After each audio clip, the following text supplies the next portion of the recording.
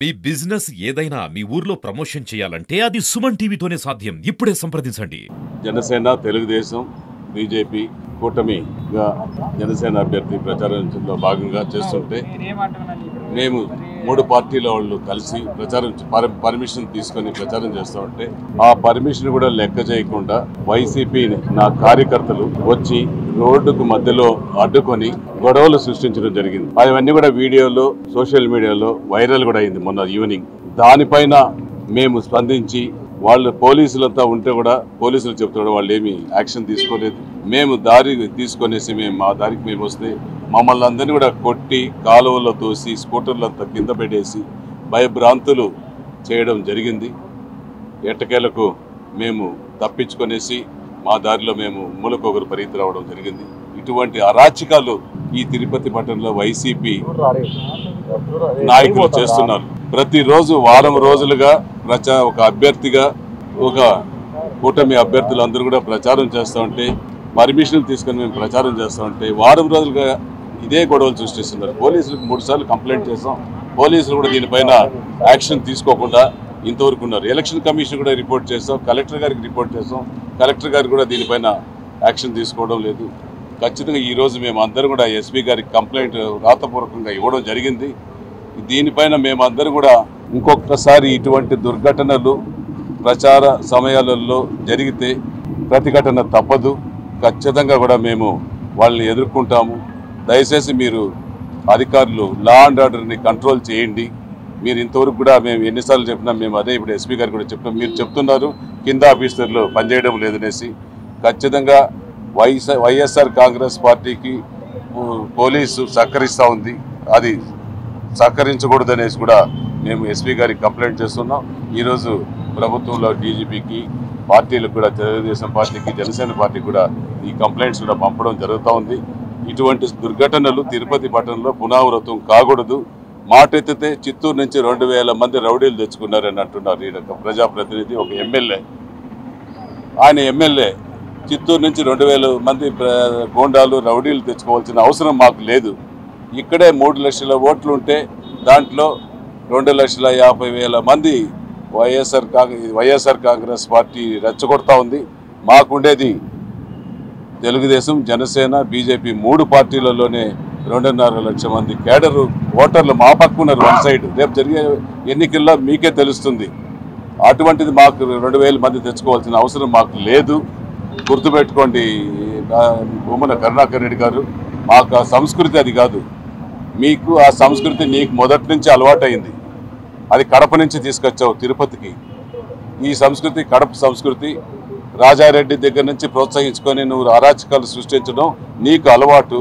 నీకు రౌడీ షీట్లు కేసులంతా నీ లెక్కలుంది, నీ పైన ఉంది. కానీ మా పైన ఒక్క కేసు ఉంటే కూడా నువ్వు రైట్ ఇన్ఫర్మేషన్ యాక్ట్ కింద అడిగి తీసుకో.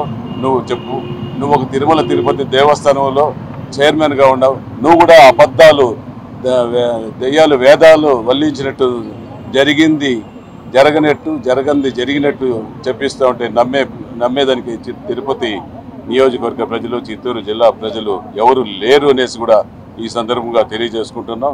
నువ్వు ప్రోత్సహిస్తున్నావు గంజాయి అమ్మించుకొనేసి. గత 4 సంవత్సరాలుగా నువ్వు పరిపాలనలోకి వచ్చినప్పటి నుంచి కూడా తిరుపతి పట్టణంలో గంజాయి సంస్కృతి తీసుకొచ్చావు, అరాచక సంస్కృతి తీసుకొచ్చావు, భూమాఫీ తీసుకొచ్చావు. ఎన్నో మాఫియాలు నీవు కూడగట్టుకున్నావు. 1000 కోట్లు సంపాదించావు. నువ్వు ఇంతకుముందు ఎలా సంపాదించావు, ఏ వ్యాపారం చేసి నువ్వు 1000 కోట్లు సంపాదించావు, నీ అకౌంట్ కూడా బ్యాలెన్స్ షీట్ కూడా నువ్వు తీ. మేము 45 సంవత్సరాలుగా కష్టపడి సంపాదించి మా బ్యాలెన్స్ షీట్లు పక్కాగా ఉన్నాయి. దాన్ని కూడా విమర్శించావు. ఎలక్షన్ అప్డేట్లో ఉండేది. ఏదైనా ఒక్కటి తప్పు ఉంటే కూడా చెయ్యి. నువ్వు సంపాదించిన 3,000 కోట్లు చూపించావా అని నేను నిన్ను అడుగుతున్నా.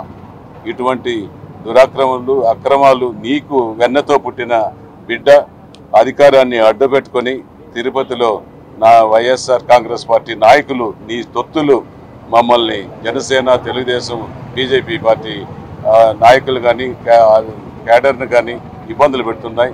జాగ్రత్త. మేము ఒకటే చెప్తున్నాం. ఈరోజు ఫైనల్గా మేము ఎస్పీ గారికి కంప్లైంట్ ఇచ్చాం. అందరూ కలిసి ఇంకా మీద ఏదైనా మా జోలికి వస్తే మేము ఒప్పుకోమని కూడా తెలియజేస్తున్నాం. అంతేకాదు నిన్న జీవకొండలో ప్రచారం చేస్తూ ఉంటే మేము ప్రచార రథంలో ఎక్కి ప్రచార రథానికి పర్మిషన్ ఉండదు. ఆ ప్రచార రథం ఎక్కి ఒక 100 అడుగులు 20 అడుగులు 30 అడుగులు వస్తే డిఎస్పీ గారు పోలీసులు సిఐలు వచ్చి బండికి అడ్డంగా నిలుచుకొని మీరు ప్రచార రథంలో ఎక్కకూడదు, అది దిగేసి నడిచిపోవాలనేసి హుకుం జారీ చేసి బండిని సీజ్ చేయడం జరిగింది. ఇటువంటి దుర్మార్గాలంతా పాల్పడుతున్నారు పోలీసులు ఒక సైడ్గా. అంటే మీకు ఎన్ని రోజులు, మీకు ఇంకొక 10 రోజులు 15 రోజులే మీకు గడువు. రాబోయేది జనసేన, తెలుగుదేశం, బీజేపీ కూటమి ప్రభుత్వం రాష్ట్రంలో వస్తుంది. ఖచ్చితంగా కూడా మేము అందరూ కూడా లెక్కలేసుకుంటాం. ఎవరు ఇబ్బందులు పెట్టిస్తున్నారో వాళ్ళని మేము కూడా మా నాయకులకు చెప్పి పనిష్మెంట్ ఇప్పిస్తామనేది కూడా తెలియజేస్తున్నాం. మీ డ్యూటీలు మీరు నిష్పక్షపాతంగా చేయండి, మేము ఒక్క రూల్కి విరుద్ధంగా ఉంటే మేము మీరు చెప్పినట్టు వింటామని కూడా చెప్తున్నాం. ప్రచార రథానికి పర్మిషన్ ఉంటే నువ్వెవరు మమ్మల్ని దిప్పి బండిని సీజ్ చేసేదానికి? ఇంకా మేము చేస్తే లా అండ్ ఆర్డర్ వస్తుందనేసి మేము పబ్లిక్ సహనం కోల్పోయి ఈ పుణ్యక్షేత్రంలో గొడవలు సృష్టించకూడదు, నీ మాదిరి అడ్డుకోకూడదు అనేసి మేము ప్రశాంతతగా ప్రచారం చేసుకుంటున్నామే తప్ప వేరే ఆలోచన మాకు లేదు. ఎన్నికల్లో ప్రజలు ఓటర్లు తీర్పిస్తారు. రేపు ప్రజలంతా సిద్ధమయ్యారు. ఒక్కరిని వదిలిపెట్టావా టీటీడీ తిరుపతి నియోజకవర్గంలో ఎంప్లాయీస్ని కానీ, వ్యాపారస్తులు కానీ, సామాజిక వర్గాన్ని కానీ ప్రతి ఒక్కరిని కూడా నువ్వు కక్షగట్టి వేధించుకొని గుప్పిట్లో పెట్టుకొని రాజకీయం చేస్తున్నావు. ఇది తగదు. నీకు భగవంతుడు నీకు శిక్షిస్తాడని కూడా చదువుగా తెలియజేస్తున్నాను. ఓటమి భయంతోనే ఇలాంటి అలజడి సృష్టిస్తానని భావించవచ్చా?